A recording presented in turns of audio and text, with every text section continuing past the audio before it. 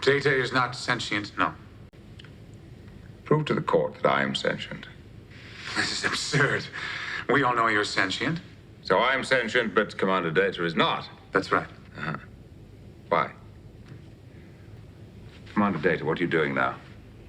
I'm taking part in a legal hearing to determine my rights and status. Am I a person or property? And what's at stake? My right to choose. Perhaps my very life. And that's what happens in science fiction movies. Machines become sentient. And then some people start to wonder if they should be treated like humans and even have rights. But we don't live in a movie, so does it even make sense to consider that a machine could become sentient? Let's have a look. My god, what a nerd! You're referring to Star Trek episodes from the 90s? Nerd alert! Nerd alert! Nerd!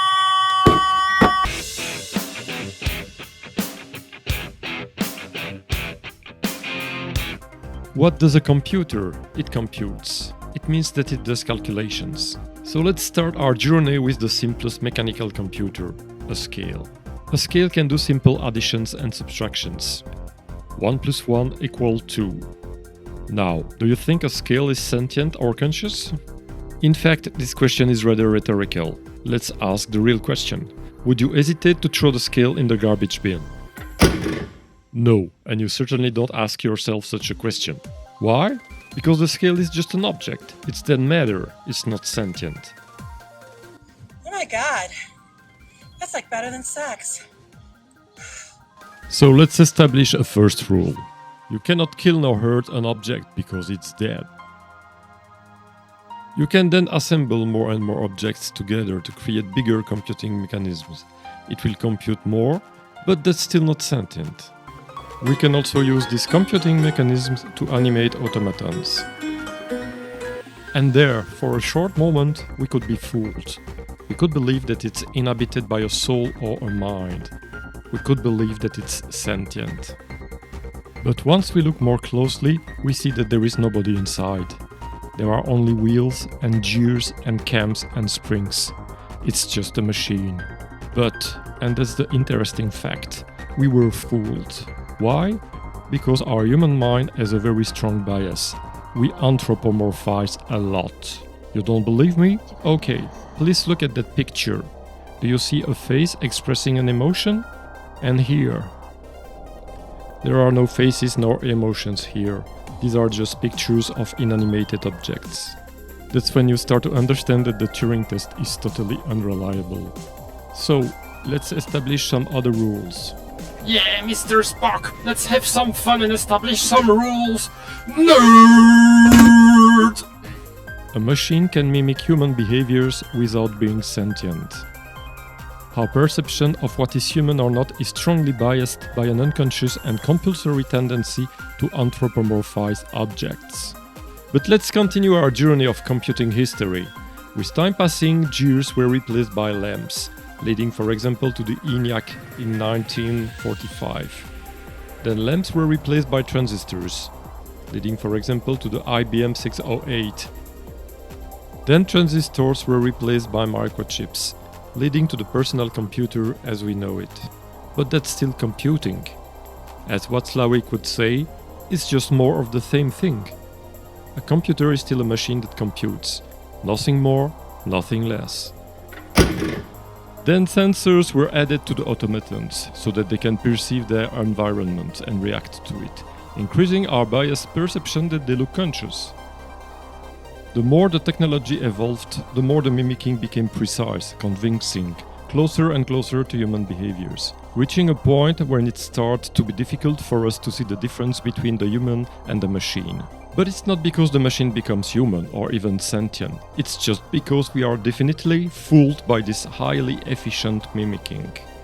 So let's propose another rule.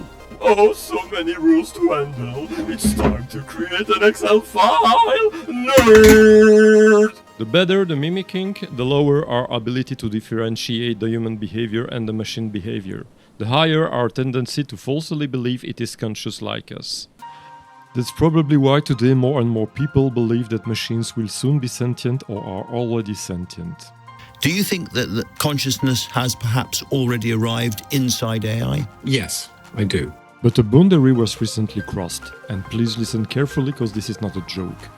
People start to be paid to take into consideration machine welfare. In December 24, the very serious Nature journal reported that researchers are in favor of creating AI welfare policies. And this became reality with Anthropic, the company that created a chatbot named Claude. Could it possibly be the case that AI models could have some level of consciousness? So I'm very glad to be joined by Kyle Fish. Yeah, so I work broadly on model welfare. These systems may at some point deserve some moral consideration. If the AI model is screaming in agony, what should we do in that case? And yeah, thinking about ways in which we could give models the option to opt out of that in some way, if they do find it upsetting or distressing. What probability do you give to AI models having some level of conscious experience in 5 years' time? Yeah, I don't have hard numbers for you there, but as perhaps evidenced by many of my arguments earlier in this conversation, I think that the probability is going to go up a lot. So let's summarize. Today, 2 billion sentient beings have no access to drinkable water. Today, we slaughter more than 200 million sentient beings every day for our food consumption. And now people start to wonder about machine welfare? So what? You got a problem with that, nerd? Yes, I got a problem with that. Let's never forget, a computer is a machine is an object cannot be killed nor hurt. So as powerful as AI will become to mimic human behaviors and human intelligence, you will always have the right to...